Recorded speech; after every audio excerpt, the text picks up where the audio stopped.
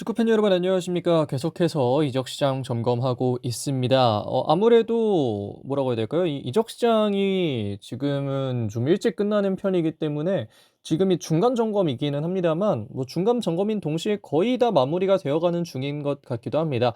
그렇기 때문에 이번 이적 시장 점검도 계속해서 좀 이어갈 텐데요.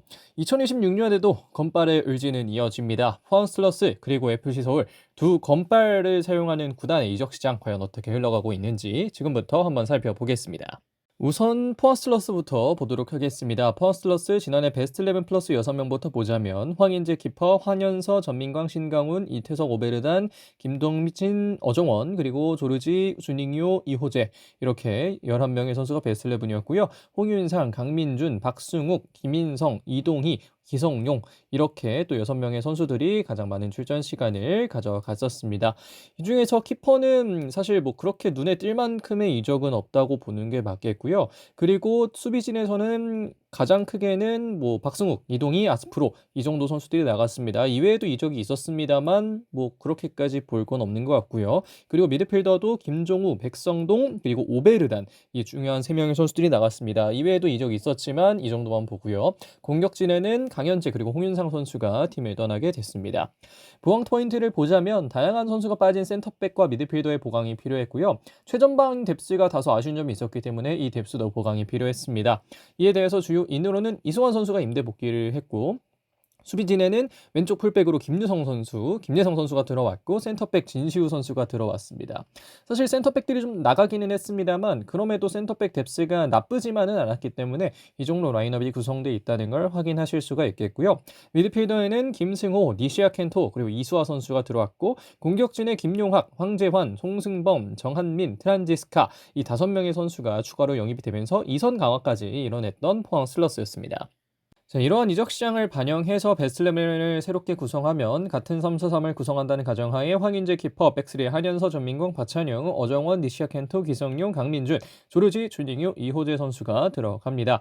지난해 베스트 11의 가치는 590만 유로로 하나 약 101억, 올해 베스트 11 가치는 507.5만 유로로 약 187억, 약 14억 정도 차이가 나는데 이거는 이태석이 빠진 점, 그리고 오베르단이 빠진 점 이런 점들이 반영돼 있다고 볼 수 있겠고요.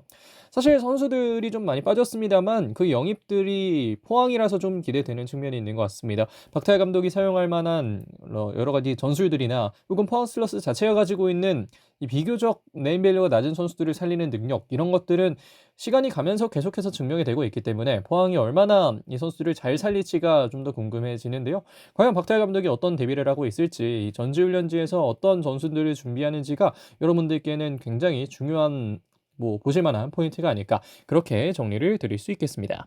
이번 영입에서 가장 기대되는 건 저는 니시아 켄토입니다. 1997년생의 미드필더 니시아 켄토는 175에 68이라는 피지컬을 갖고 있고요. 지난해 J2 리그의 사간도스에서 37경기 동안 2골과 2개의 도움 기록하면서 주전 미드필더로 활약했습니다.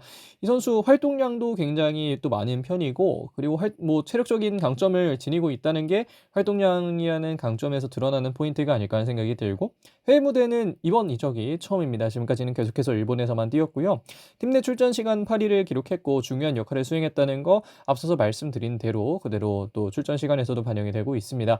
전반적인 밸런스를 잡아주는 데 장점이 있는 게 바로 니시아 켄토고 그렇기 때문에 오베르단 선수의 빈자리를 충분히 메워줄 수 있을 만한 선수가 아닐까 하는 생각이 드는데 결국 중요한 건 K리그 1에서의 적응 여부입니다. 이 선수가 J2에서 왔기 때문에 템포라던가 전반적인 선수들의 퀄리티라던가 이런 부분에서는 좀 차이가 있을 거라서 여기서 어떻게 적응을 해서 본인의 모습을 보여주느냐 그렇게 해서 오베르단의 자리를 어떻게 메워주느냐 이런 부분들이 좀 중요해지겠고요. 플레이 스타일만 보면 기성용 선수의 파트너로서 활약하기에는 굉장히 또 좋은 재능 그리고 능력을 가지고 있기 때문에 과연 니시아 켄토 선수가 어떻게 팀에 적응을 해서 또 박태하 감독의 축구에 그리고 포항의 축구에 어떤 영향을 미칠지 이런 부분들은 포항 팬들께서 한번 지켜보시면 좋겠습니다. 자, 그럼 포항 여기까지 보도록 하겠습니다. 이어서 FC 서울도 보도록 하겠습니다. 먼저 지난해 베스트 11 플러스 6명부터 보도록 하겠는데요. 출전 시간 기준입니다. 강윤무 키퍼를 비롯해서 김진수, 김주성, 야잔, 최준, 루카스, 이승모, 황도윤, 정승원, 린가드 그리고 조영욱 선수가 가장 많은 출전 시간을 가져간 또 베스트 11이었고요. 문선민, 박수일, 둑스, 안데르손, 박성훈 그리고 류재문 선수가 그 뒤를 이었습니다. 주요 아웃을 보면 최철원, 정태욱, 류재문, 둑스, 린가드 선수가 빠진 게 가장 크고요. 그 이외에도 좀 작은 이적들이 있습니다만 그렇게까지 팀 영향을 많이 주진 않을 만한 이적들이었다. 그렇기 때문에 여기서는 굳이 언급하지는 않도록 하겠고요. 보강 포인트는 일단 지난 시즌에 부족했던 최전방 삼선 골키퍼에서의 보강이 필요했습니다. 그리고 린가드 선수가 부재하게 된 것도 좀 보강을 해야 됐고, 야잔 선수가 빠지는 것도 지금은 약간의 리스크로 남아있기 때문에 이것도 좀 보강을 해야 되는 그런 상황인데요. 이에 반해 주요 인을 보면 구성현 키퍼 들어왔고요. 수비진에는 영입 없고 바베츠 그리고 후이즈 선수가 들어왔습니다. 전반적으로는 외국인 선수의 보강에 조금 초점이 맞춰져 있다. 이런 부분들을 말씀을 드릴 수 있겠습니다. 네, 이러한 유적 시장을 반영한 올해 베스트 11을 보도록 하겠습니다. 강현무 키퍼, 김진수, 야잔, 박성웅, 최준, 그리고 안데르손, 바베츠, 황도윤, 정승원, 투톱에는 조용욱, 그리고 클리말란데요. 2025년에 베스트 11 가치는 795만 유로, 하나약 136억이었고 올해 가치는 615만 유로, 하나약 105억인데 사실 린가드 선수가 빠졌기 때문에 이 가치적인 측면에서는 약간의 손해를 보는 게 있습니다만 뭐 그럼에도 불구하고 선수단 자체의 퀄리티는 어느 정도는 큰 틀에서 유지가 된 상황에서 바베츠가 들어왔다. 이 정도를 말씀드릴 수 있겠는데요. 결국 가장 큰 변수는 현재 야잔의 이적 여부입니다. 사실 이적 가능성이 조금 더 높아 보이기는 합니다만 어떻게 될지는 아직 확정이 된 건 아니기 때문에 이것을 계속해서 좀 지켜봐야 되지 않을까 그런 생각이 들고, 김기동 감독 올해가 정말 중요한 해입니다. 김기동 감독이 지난 시간 동안 서울에 와서 보여준 것들이 있기도 하지만 지난해는 좀 아쉬운 점도 있었거든요. 그래서 그런 부분들을 김기동 감독이 잘 해결하려면 지금 스쿼드가 나쁜 게 아니기 때문에 이것을 어떻게 좀 유지를 해가느냐, 이런 부분에 좀 중점을 두고 한번 지켜보시면 좋겠습니다.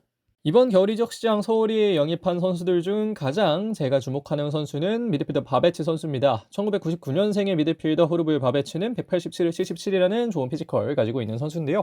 크로아티아 연령별 대표팀 출신의 미드필더입니다. 삼선에서 빌드업 그리고 밸런스를 맞춰줄 수 있는 선수고, 개인적으로는 서울이 필요한 위치에 영입이 됐다는 생각을 하는데요.